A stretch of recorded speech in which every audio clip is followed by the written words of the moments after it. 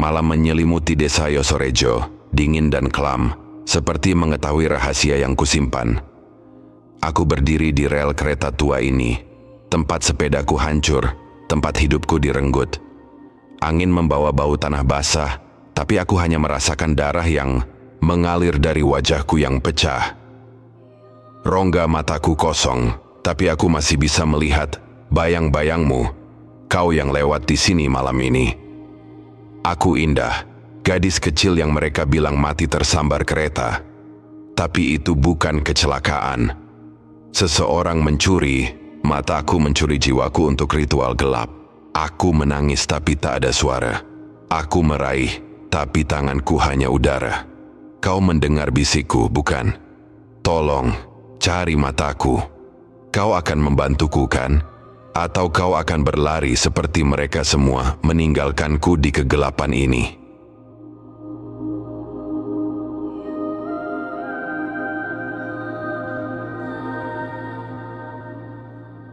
Desa Yosorejo terbangun dengan lembut di pagi hari, ditemani embun yang menempel di daun-daun pisang dan suara ayam jantan yang saling bersahutan. Matahari baru saja mengintip dari balik bukit, melempar cahaya keemasan ke sawah-sawah yang membentang, hijau di ujung desa. Di antara rumah-rumah sederhana berdinding bambu, sebuah rumah kecil dengan atap genteng merah tampak ramai. Di dalamnya, Indah, gadis kecil berusia 9 tahun, sedang bersiap untuk hari yang baru. Rambutnya yang dikuncir 2 terayun-ayun saat ia mengenakan seragam putih merahnya, tanda ia adalah murid sekolah dasar. Sorot matanya cemerlang, penuh semangat, seolah dunia adalah ladang petualangan yang menanti untuk dijelajahi.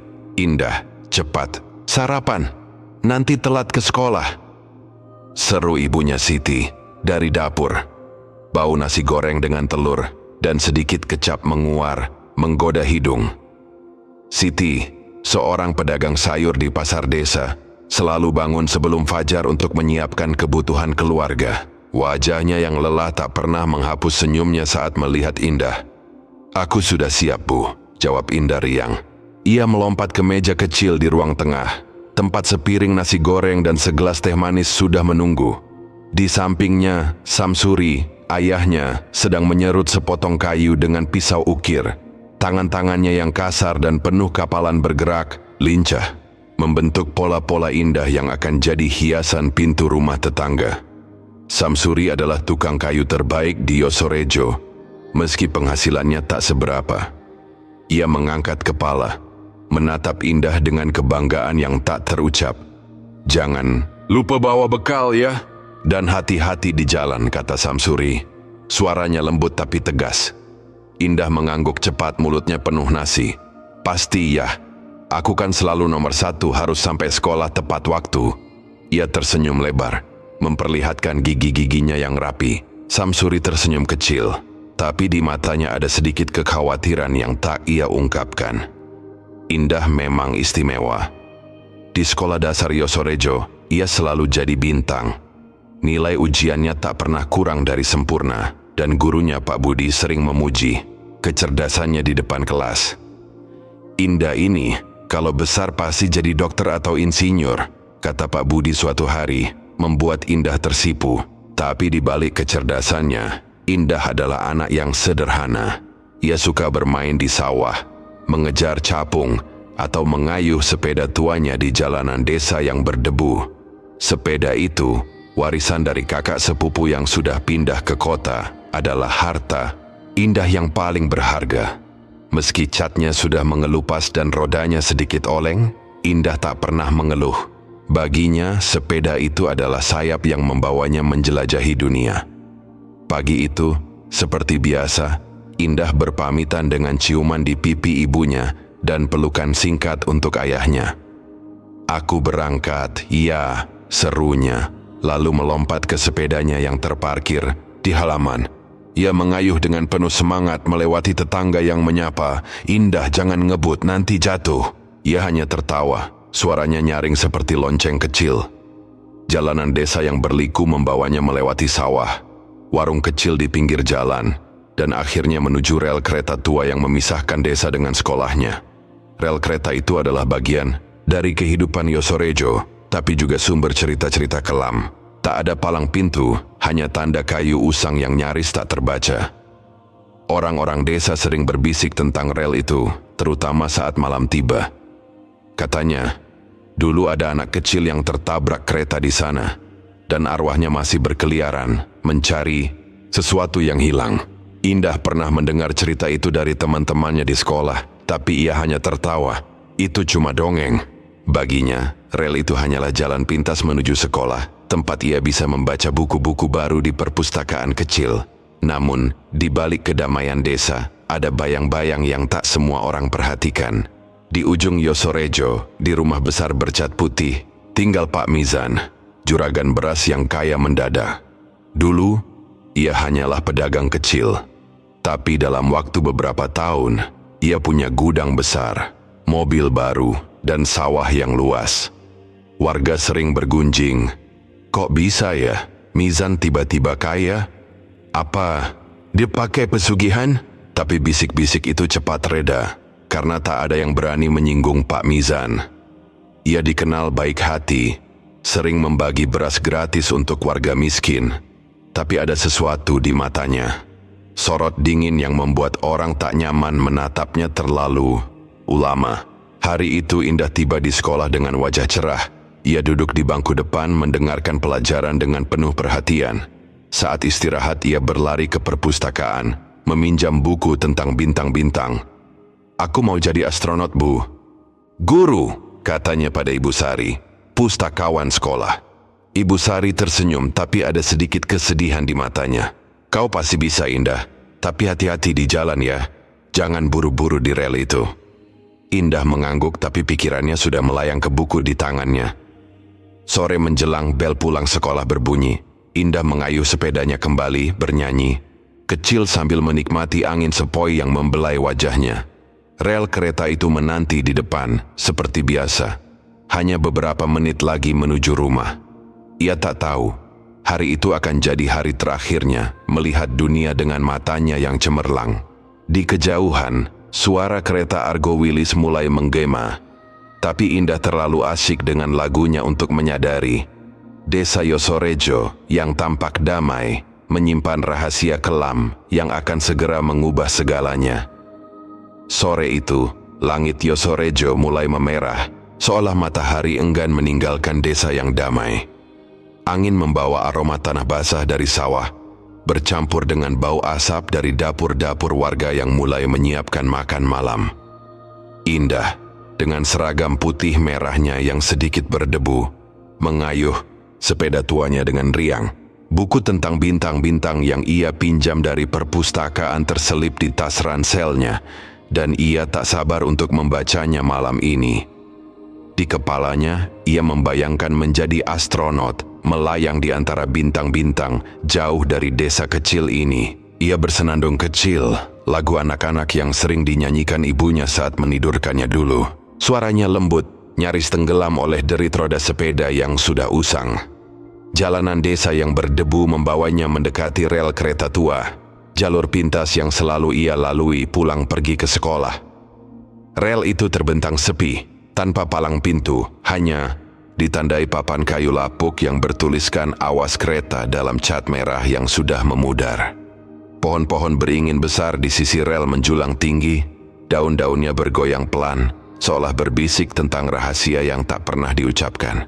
Indah tak pernah takut melewati rel ini, meski teman-temannya sering bercanda tentang hantu anak kecil yang berkeliaran di malam hari. Baginya, cerita itu hanya dongeng untuk menakut-nakuti anak-anak. Ia mempercepat kayuhan, ingin segera sampai rumah dan memamerkan buku barunya pada ibunya. Di kejauhan suara gemuruh mulai terdengar. Kereta Argo Wilis yang melaju dari arah timur mendekat dengan kecepatan penuh. Bunyinya masih samar, tertutup oleh angin dan nyanyian Indah. Ia tak menyadari bahwa rel di depannya mulai bergetar pelan, tanda bahaya yang tak terlihat oleh matanya yang sibuk memandang jalan. "Aku mau ceritain ke ibu soal bintang Orion," gumamnya tersenyum sendiri. Sepedanya melaju, roda depannya sudah menyentuh rel. Ia melirik ke kanan dan kiri, tapi tak melihat apa-apa. Langit semakin gelap, dan bayang-bayang pohon beringin membuat pandangannya sedikit buram. Tiba-tiba suara klakson kereta menggelegar, memecah kesunyian. Indah tersentak, kepalanya menoleh ke arah timur. Cahaya lampu kereta menyilaukan, seperti mata raksasa yang mendekat dengan cepat. Jantungnya berdegup kencang. Ia mencoba mengayuh lebih cepat, tapi roda sepedanya tersangkut di rel yang sedikit menonjol. "Ayo, cepat!" bisiknya panik. Kakinya berputar-putar, tapi sepeda itu tak bergerak. Suara kereta semakin keras, mengguncang tanah di bawahnya. Indah menjerit kecil, tangannya gemetar mencoba mendorong sepeda, tapi sudah terlambat. Dalam sekejap, kereta Argo Wilis menghantam sepeda kecil itu dengan kekuatan mengerikan. Logam bertabrakan dengan logam, menciptakan suara dentang yang memekakkan telinga. Tubuh kecil Indah terpental ke udara, seperti boneka kain yang dilempar. Tanpa ampun, sepedanya hancur, roda depannya bengkok, rangkanya patah berkeping-keping. Tubuh Indah mendarat beberapa meter dari rel, di antara semak-semak dan bebatuan pinggir jalan. Darah mengalir deras, membasahi tanah kering. Kepalanya hancur akibat benturan, tulang-tulang tengkoraknya pecah, dan wajahnya yang tadi penuh senyum kini tak lagi utuh. Rongga matanya kosong, seolah sesuatu telah merenggut cahaya dari sorot cemerlangnya. Darah menggenang di bawah tubuhnya, meresap ke tanah, meninggalkan noda gelap yang tak akan mudah hilang. Tak jauh dari lokasi, seorang petani yang sedang pulang dari sawah menjadi saksi pertama. Pak Darno, yang biasa lewat jalan itu, terpaku melihat pemandangan mengerikan di depannya. "Astagfirullah!" teriaknya, kakinya gemetar. Ia berlari mendekat, tapi pemandangan itu membuatnya mual.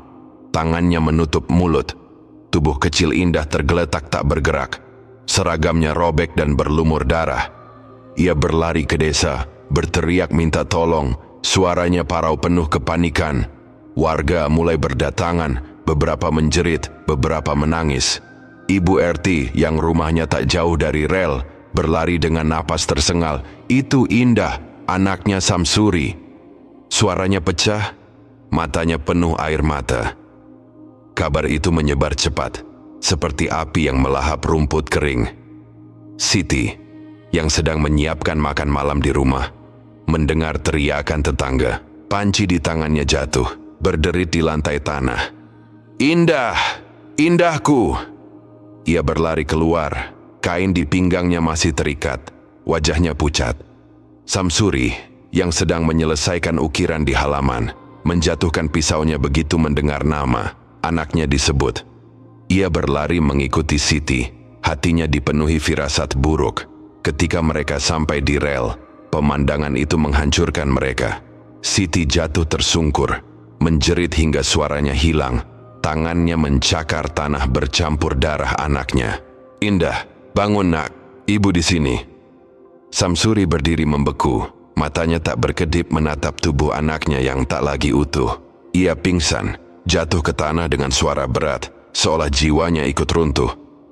Warga berkerumun, beberapa mencoba menenangkan Siti, tapi tak ada kata yang bisa meredakan duka itu. Pak Darno, yang masih gemetar, berbisik pada tetangga, "Ini bukan kecelakaan biasa. Rel ini, tempat ini angker." Bisik-bisik itu menyebar, membawa cerita lama tentang pesugihan dan arwah yang tak tenang. Beberapa warga melirik ke arah rumah besar Pak Mizan di ujung desa, tapi tak ada yang berani bicara keras. Malam mulai turun, menyelimuti Yosorejo dengan kegelapan yang terasa lebih berat dari biasanya. Di rel itu, noda darah Indah masih basah, seolah menandai awal dari sesuatu yang jauh lebih kelam. Malam menyelimuti desa Yosorejo dengan kegelapan yang pekat, hanya diterangi oleh lampu-lampu minyak di teras rumah-rumah warga. 2 minggu telah berlalu sejak tragedi mengerikan di rel kereta tua. Namun luka di hati keluarga Indah dan warga desa masih menganga. Rumah kecil berdinding bambu milik Samsuri dan Siti kini terasa hampa. Tawa ceria Indah yang dulu mengisi ruang tengah tak lagi terdengar. Di sudut kamarnya, sepeda kecil yang kini tak lagi utuh disimpan sebagai kenangan, meski hanya roda belakang yang tersisa. Siti sering duduk di depan meja makan, menatap piring kosong yang biasa dipakai Indah. matanya sembab dan kosong. Samsuri, yang dulu selalu sibuk mengukir kayu, kini lebih sering termenung. Tangannya memegang pisau ukir tanpa gerakan, seolah jiwanya telah ikut pergi bersama anaknya. Desa yang dulu ramai dengan obrolan warga kini dipenuhi bisik-bisik penuh ketakutan. Rel kereta tua, yang selama ini hanya dianggap jalan pintas, kini jadi tempat yang dihindari, terutama saat malam tiba. Cerita tentang penampakan mulai menyebar, diawali oleh Pak Darno, petani yang pertama kali menemukan tubuh Indah. Malam itu, saat ia pulang dari sawah melewati rel, ia mendengar suara anak kecil menangis. "Tolong, cari mataku." Suara itu lembut, tapi menggigil seolah datang dari angin. Pak Darno menoleh, tapi tak ada siapa-siapa.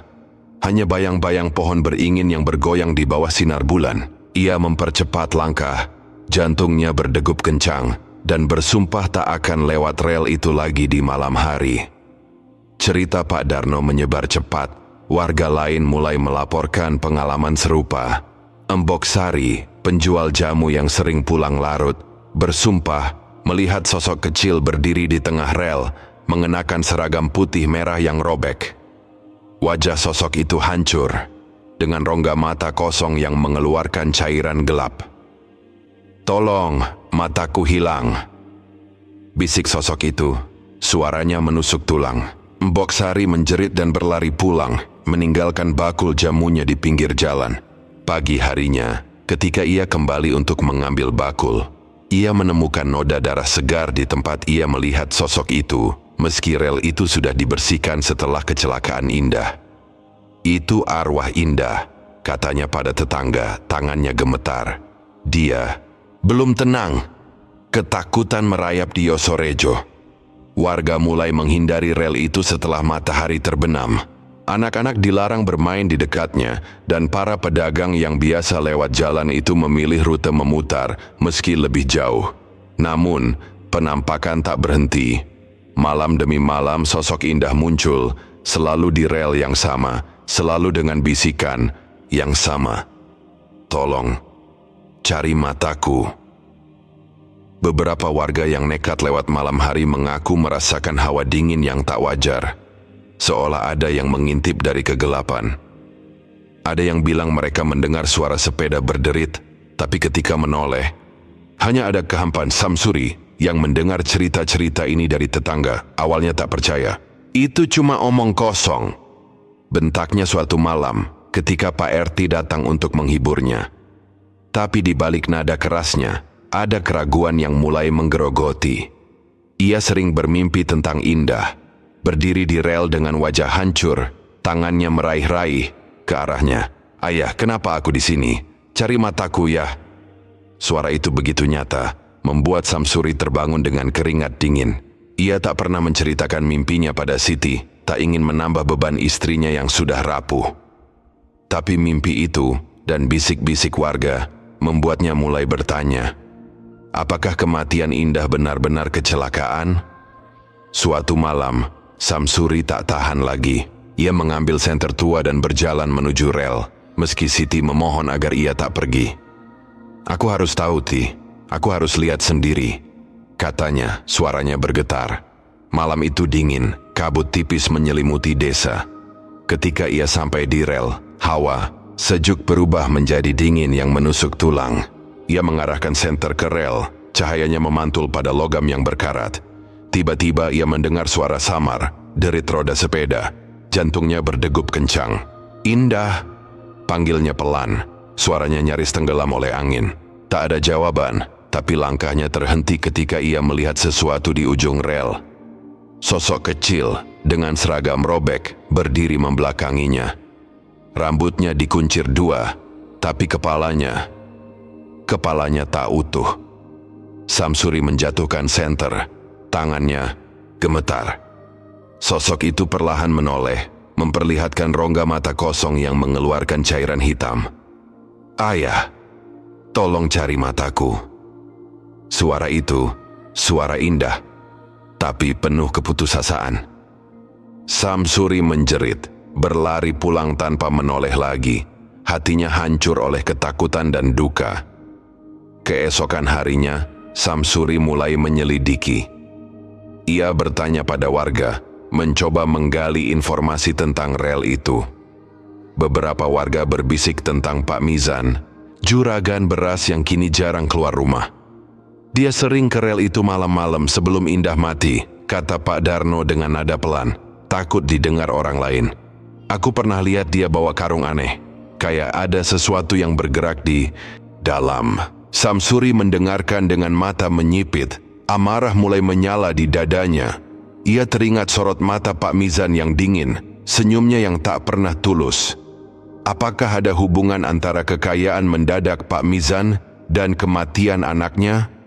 Pertanyaan itu menggerogoti pikirannya, membuatnya tak bisa tidur. Sementara itu penampakan Indah semakin sering terjadi. Seorang pemuda yang nekat lewat rel malam hari mengaku melihat Indah berdiri di tengah rel, tangannya meraih ke arahnya, suaranya memohon dengan nada yang membuat bulu kuduk berdiri. Tolong, mataku. Dia ambil mataku. Pemuda itu pingsan di tempat dan pagi harinya ditemukan dengan wajah pucat, seolah nyawanya tersedot keluar. Desa Yosorejo kini diliputi ketakutan, dan rel kereta tua itu bukan lagi sekadar jalan pintas. Ia telah menjadi gerbang menuju kegelapan yang tak bisa dijelaskan. Kegelapan malam di Yosorejo terasa lebih berat dari biasanya, seolah udara dipenuhi oleh rahasia yang tak pernah diucapkan. 3 minggu setelah kematian Indah, desa itu tak lagi sama. Jalan-jalan yang dulu ramai dengan anak-anak bermain kini sepi, dan rel kereta tua kini benar-benar ditinggalkan saat malam tiba. Bisik-bisik tentang arwah Indah yang gentayangan semakin liar, dan ketakutan telah merasuki hati setiap warga. Namun, di balik ketakutan itu, Samsuri, ayah Indah, mulai menemukan pipi baru di dadanya. Amarah yang bercampur dengan duka mendorongnya untuk mencari jawaban. Ia tak bisa lagi menerima bahwa kematian anaknya hanya kecelakaan biasa. Ada sesuatu yang salah, dan ia bersumpah akan mengungkapnya, meski harus mempertaruhkan nyawanya sendiri. Samsuri tak lagi sama. Pria yang dulu pendiam dan hanya sibuk dengan ukiran kayunya kini berubah. Matanya merah, kurang tidur, dan wajahnya keras seperti kayu yang ia serut. Setiap malam ia duduk di beranda rumah, menatap ke arah rel yang kini jadi mimpi buruknya. Siti, istrinya, tak bisa lagi menghiburnya. Suri, pulang ke rumah, jangan ke rel itu lagi, pinta Siti dengan suara parau. Matanya masih sembab karena menangis setiap malam. Tapi Samsuri hanya menggeleng. Tangannya meremas pisau ukir yang selalu ia bawa. Aku harus tahu, Ti. Indah nggak pergi begitu saja. Ada yang sengaja, katanya. Suaranya rendah tapi penuh dendam. Petunjuk pertama datang dari Mbok Sari, penjual jamu yang kini tak berani keluar rumah setelah matahari terbenam. Suatu sore, saat Samsuri membantu memperbaiki gerobaknya, Mbok Sari berbisik dengan nada takut. Suri, aku tahu kamu cari tahu soal Indah. Aku pernah lihat Pak Mizan di rel itu malam sebelum kejadian itu. Dia bawa karung besar, kayak ada sesuatu di dalam. Aku dengar suara aneh, kayak tangisan pelan. Samsuri menatap Mbok Sari, jantungnya berdegup kencang. Kenapa nggak bilang dari dulu? Tanyanya, suaranya tajam. Mbok Sari menunduk. Aku takut, Suri. Pak Mizan itu, orang-orang bilang, dia pakai pesugihan. Siapa yang berani lawan? Kata-kata Mbok Sari seperti percikan api di hati Samsuri. Ia mulai mengamati Pak Mizan dari kejauhan. Rumah besar bercat putih milik juragan beras itu kini jarang dikunjungi warga, seolah mereka tahu ada yang tak beres. Samsuri memperhatikan bahwa Pak Mizan sering keluar malam-malam, membawa karung ke arah rel, dan kembali dengan tangan kosong. Ia juga mendengar dari Pak Darno bahwa sawah milik Pak Mizan selalu panen melimpah, meski musim kemarau melanda desa. Itu nggak wajar, Suri, kata Pak Darno dengan suara pelan. Aku dengar dia kasih tumbal ke setan di rel itu supaya kaya. Samsuri mendengarkan dengan rahang mengeras. Tangannya mencengkeram pisau ukir hingga buku-bukunya memutih. Malam itu, Samsuri nekat menyelinap ke gudang Pak Mizan yang terletak di belakang rumah besar itu. Ia menunggu hingga desa sepi. hanya ditemani suara jangkrik dan angin yang menderu. Gudang itu gelap, hanya diterangi lampu temaram di sudut. Dengan hati-hati, ia membuka pintu kayu yang berderit, napasnya tertahan. Di dalam gudang, ia menemukan tumpukan karung beras, tapi satu karung kecil di sudut menarik perhatiannya. Ketika ia membukanya, jantungnya hampir berhenti. Di dalamnya ada kain seragam sekolah yang robek, berlumur noda coklat kering, yang mencurigakan, mirip darah. Di samping kain itu, ada benda kecil yang dibungkus kain merah, berbau busuk. Ketika ia membukanya, ia melihat sesuatu yang membuat darahnya membeku. Sepasang mata kecil, masih basah, seolah baru saja diambil. Samsuri menjerit dalam hati, tubuhnya gemetar. Itu mata Indah, ia yakin. Bau kematian dan noda darah di kain itu tak bisa disangkal. Ia berlari keluar gudang, muntah di semak-semak karena mual dan ketakutan. Pikirannya kacau, tapi satu hal pasti. Pak Mizan telah melakukan sesuatu yang tak terbayangkan. Kematian Indah bukan kecelakaan, ia dijadikan tumbal. Samsuri mengingat cerita warga tentang pesugihan, tentang ritual gelap yang membutuhkan korban jiwa. Ia teringat sorot mata Pak Mizan yang dingin, senyumnya yang penuh rahasia. Semua petunjuk mengarah padanya. Di rel itu, malam itu, Samsuri yakin Pak Mizan telah merencanakan semuanya, memastikan Indah berada di tempat yang salah pada waktu yang salah. Keesokan harinya Samsuri mencoba berbicara dengan warga lain. Ia mendatangi Pak RT berharap mendapat dukungan, tapi wajah Pak RT pucat. "Jangan macam-macam, Suri. Pak Mizan punya kuasa di desa ini. Kalau kamu salah langkah, keluargamu bisa kena." Warga lain yang ia tanya memberikan jawaban serupa, penuh ketakutan. Beberapa bahkan mengaku tahu tentang ritual Pak Mizan, tapi tak ada yang berani bicara terang-terangan. "Dia punya hubungan dengan yang di atas," kata seorang warga, menunjuk ke langit, tapi maksudnya jelas, sesuatu yang lebih gelap dari sekadar kekuasaan duniawi. Sementara itu, penampakan Indah semakin mengerikan. Arwahnya kini tak hanya muncul di rel, tapi juga di dekat rumah-rumah warga. Seorang anak muda yang lewat rel malam itu mengaku melihat Indah berdiri di tengah kabut, wajahnya hancur, tangannya memegang sesuatu yang menyerupai mata, tapi kosong dan berdarah. Dia menangis tapi nggak ada suara, cuma matanya, rongganya ngeliatin aku kayak minta tolong. Katanya tubuhnya menggigil. Penampakan itu membuat desa panik. Beberapa warga mulai mengadakan doa bersama di masjid, berharap arwah Indah tenang, tapi sosoknya terus muncul, suaranya semakin putus asa. "Ayah, cari mataku. Dia yang ambil." Samsuri tak bisa lagi menahan amarahnya. Setiap bisikan Indah di mimpinya, setiap penampakan yang diceritakan warga, mendorongnya ke tepi jurang kegilaan. Ia berdiri di rel malam itu, sendirian, menatap kegelapan. "Indah, ayah janji, ayah akan balaskan ini," bisiknya, suaranya penuh dendam. Di tangannya, pisau ukir itu terasa lebih berat, seolah tahu apa yang akan datang. Puncak konflik telah tiba, dan Samsuri tahu bahwa keadilan tak akan datang dari langit. Ia harus mengambilnya sendiri. Malam itu, Yosorejo terasa seperti terkubur dalam keheningan yang mencekik. Bulan purnama menggantung rendah, cahayanya pucat, seolah tak berani menyentuh rel kereta tua yang kini jadi lambang ketakutan desa. Samsuri berdiri di beranda rumahnya, tangannya mencengkeram kapak kayu yang biasa ia gunakan untuk memotong kayu bakar. Matanya merah, penuh dengan amarah yang telah membakar habis sisa-sisa kesabarannya. Penemuan mengerikan di gudang Pak Mizan, kain, seragam Indah yang berlumur darah dan sepasang mata kecil yang membusuk telah menghancurkan dinding terakhir di hatinya.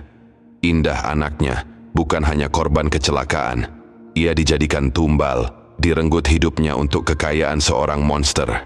Malam ini Samsuri akan mengakhiri semuanya. Siti yang melihat suaminya berdiri dengan kapak di tangan merasakan firasat buruk. "Suri, jangan! Apapun yang kamu rencanakan, berhenti." Ia meraih lengan Samsuri, air matanya mengalir. "Kita sudah kehilangan Indah. Jangan sampai aku kehilangan kamu juga. Suaranya pecah, tapi Samsuri hanya menatapnya dengan mata kosong, seolah jiwanya sudah tak lagi di tubuh itu. Aku nggak bisa hidup tahu dia yang bunuh anak kita masih bernapas, katanya suaranya rendah tapi penuh dendam. Ia melepaskan tangan Siti dengan lembut, lalu melangkah keluar, menuju kegelapan menuju rumah besar Pak Mizan. Samsuri berjalan dengan langkah pasti. Kapak itu tergenggam erat di tangannya. Desa terasa hening, hanya suara jangkrik dan angin yang menderu pelan. Ia melewati rel kereta, tempat indah kehilangan nyawanya. Sesaat, ia berhenti, menatap noda darah yang masih samar di tanah, meski sudah berulang kali disiram air oleh warga. Indah ayah janji, ini untuk kamu, bisiknya, suaranya gemetar.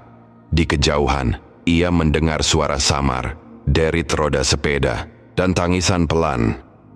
Ia tahu itu Indah, arwahnya yang masih mencari keadilan. Samsuri mempercepat langkah, hatinya dipenuhi amarah yang tak terkendali. Rumah besar Pak Mizan berdiri megah di ujung desa, dikelilingi pagar bambu yang tinggi. Lampu di teras menyala redup, tapi tak ada tanda-tanda kehidupan. Samsuri tahu Pak Mizan sering sendirian di malam hari. Keluarganya entah kemana, mungkin sengaja diusir untuk menyembunyikan rahasianya. Ia menyelinap melalui celah pagar, bergerak seperti bayangan. Di tangannya kapak itu terasa hidup seolah mengetahui tujuan malam ini. Ia mendekati pintu belakang yang terbuat dari kayu tebal dan dengan hati-hati mendorongnya. Pintu itu terbuka tanpa suara, seolah mengundangnya masuk ke sarang monster. Di dalam, rumah itu gelap, hanya diterangi oleh lampu minyak di ruang tengah. Bau aneh, campuran darah dan kemenyan, menusuk hidungnya. Samsuri bergerak pelan, setiap langkahnya hati-hati agar lantai kayu tak berderit. Di sudut ruangan, ia melihat Pak Mizan duduk bersila di depan sesuatu yang menyerupai altar kecil. Ada lilin-lilin yang menyala, mengelilingi benda aneh yang dibungkus kain merah. Samsuri tahu apa itu. Ia pernah melihatnya di gudang. Jantungnya berdegup kencang, amarah membakar dadanya. Ia melangkah mendekat, kapak di tangannya terangkat perlahan. Pak Mizan tiba-tiba menoleh, matanya melebar melihat Samsuri. "Kamu, apa yang kamu lakukan di sini?" Suaranya bergetar, tapi ada nada dingin yang tak bisa disembunyikan. Samsuri tak menjawab. Ia melangkah maju, matanya penuh kebencian. "Kamu bunuh anakku," katanya, suaranya seperti geraman. "Kamu ambil matanya, kamu jadikan dia tumbal." Pak Mizan mundur, wajahnya pucat. "Jangan ngaco, Suri, itu cuma kecelakaan." Tapi matanya, sorot mata yang selalu dingin itu, mengkhianati kebohongannya. Samsuri tak bisa lagi menahan diri. Dengan satu gerakan cepat, ia mengayunkan kapak itu. Bilahnya yang tajam menghantam leher Pak Mizan dengan kekuatan penuh. Darah menyembur, memercik ke dinding dan lantai. Pak Mizan menjerit, tapi suaranya terputus saat kapak itu mengayun lagi. Kali ini memisahkan kepalanya dari tubuh. Kepala itu jatuh dengan bunyi mengerikan, berguling ke sudut ruangan, matanya terbuka lebar, seolah tak percaya pada nasibnya. Tubuhnya ambruk, darah mengalir deras, membentuk genangan gelap di lantai.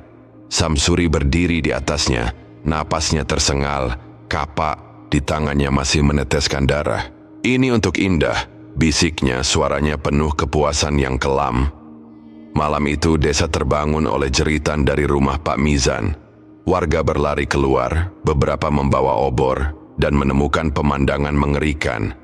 Samsuri berdiri di depan rumah, tubuhnya berlumur darah, kapak masih di tangannya. Di belakangnya tubuh Pak Mizan tergeletak tanpa kepala.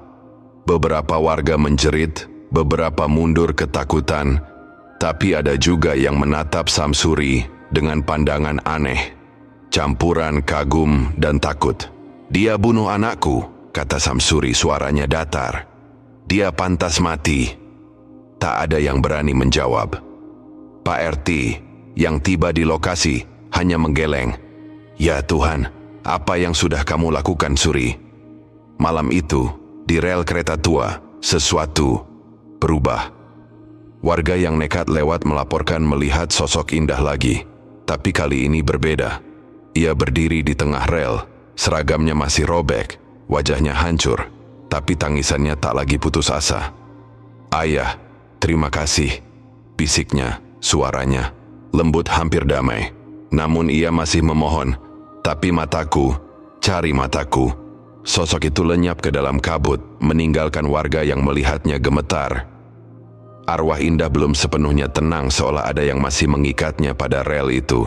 Samsuri kembali ke rumah, tubuhnya lemas. Kapak itu ditinggalkan di rumah Pak Mizan. Siti memeluknya, menangis terseduh. Tapi tak ada kata-kata yang keluar dari mulutnya. Samsuri menatap ke arah rel dari jendela, pikirannya dipenuhi pertanyaan. Apakah balas dendam ini cukup? Apakah Indah kini bisa damai? Tapi di lubuk hatinya, ia tahu kematian Pak Mizan hanyalah awal. Rahasia yang lebih gelap masih tersembunyi di Yosorejo. Dan arwah Indah masih menunggu, mencari matanya yang hilang. Desa Yosorejo perlahan mencoba bangkit dari bayang-bayang kengerian yang telah mencengkeramnya. Pagi hari kembali membawa suara ayam jantan dan aroma embun di sawah. Tapi ada keheningan yang tak biasa menyelimuti desa. Rumah besar Pak Mizan kini kosong, pintunya terkunci, jendelanya ditutup rapat. Warga tak lagi berbicara tentang juragan beras itu, seolah namanya menjadi kutukan yang tak boleh diucapkan. Kematiannya sadis dan penuh darah di tangan Samsuri telah mengguncang Yosorejo, membelah penduduk menjadi dua.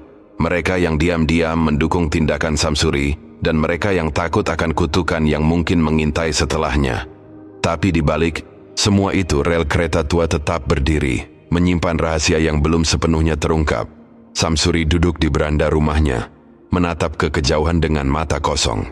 Kapak yang ia gunakan untuk memenggal kepala Pak Mizan telah disita oleh polisi desa, tapi tangannya masih terasa berat, seolah noda darah itu tak pernah benar-benar hilang. Ia tak dipenjara. Warga yang tahu cerita tentang pesugihan Pak Mizan bersaksi membelanya, menyebutnya sebagai keadilan. Tapi keadilan itu tak membawa kedamaian. Setiap malam, Samsuri bermimpi tentang Indah, berdiri di rel dengan wajah hancur, rongga matanya kosong, memohon dengan suara yang kini lebih lembut namun tetap penuh keputusasaan. "Ya ayah, mataku, cari mataku." Mimpi itu menghantuinya, membuatnya terbangun dengan keringat dingin, bertanya-tanya apakah ia telah melakukan cukup untuk anaknya. Siti, istrinya, berubah menjadi bayangan dirinya sendiri. Ia tak lagi ke pasar, tak lagi tersenyum. Piring kecil milik Indah masih disimpan di meja makan, seolah menunggu pemiliknya yang tak pernah kembali. Kadang di tengah malam Siti mendengar suara samar, derit roda sepeda dan tawa kecil yang dulu begitu akrab. Ia tahu itu bukan halusinasi, tapi ia tak berani mengakuinya.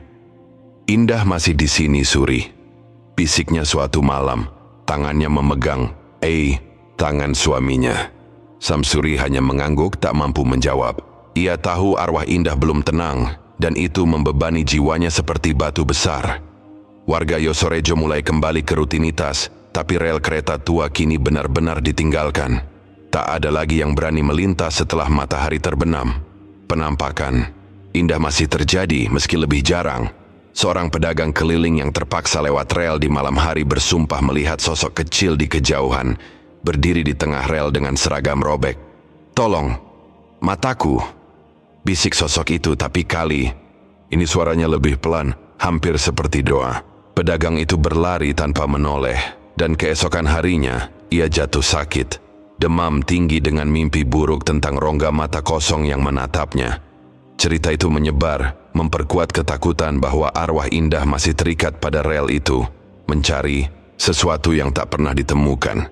Samsuri, didorong oleh mimpi dan bisikan arwah Indah, kembali ke rel itu suatu malam. Ia membawa senter dan sekop kecil, bertekad mencari petunjuk apapun yang bisa menenangkan anaknya.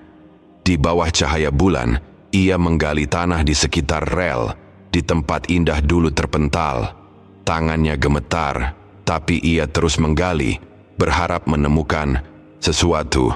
Mungkin mata Indah yang hilang, mungkin jawaban atas pertanyaan yang menghantuinya.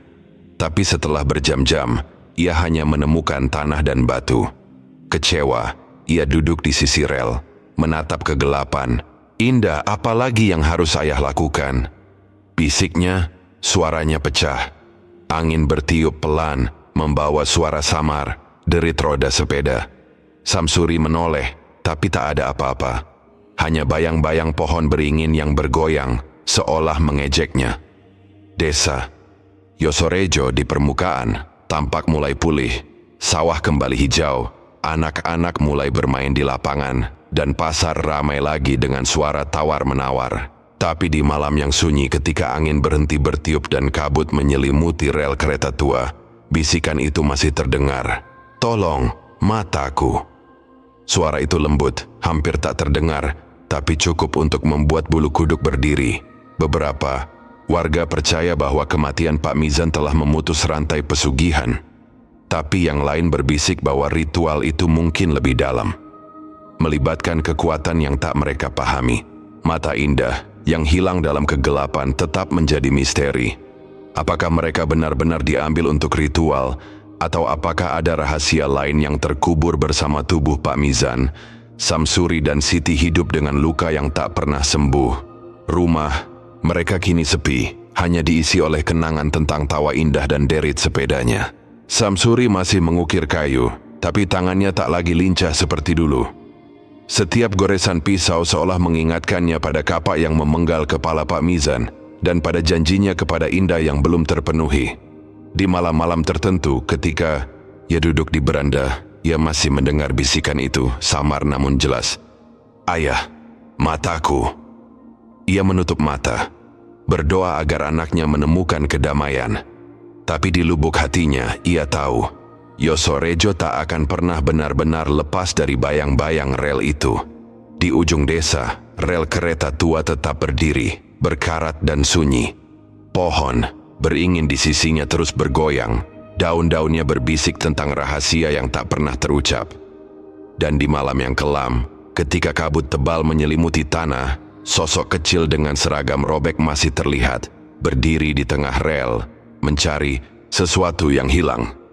Desa Yosorejo mungkin tampak damai, tapi di rel itu, cerita Indah belum berakhir.